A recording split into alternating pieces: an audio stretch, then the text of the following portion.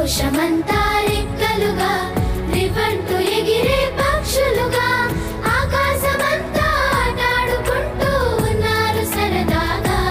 ఒకరేమో సీను ఒకరేమో జున్ను కలిసారే ప్రాణంగా కురిసారే వర్షంగా.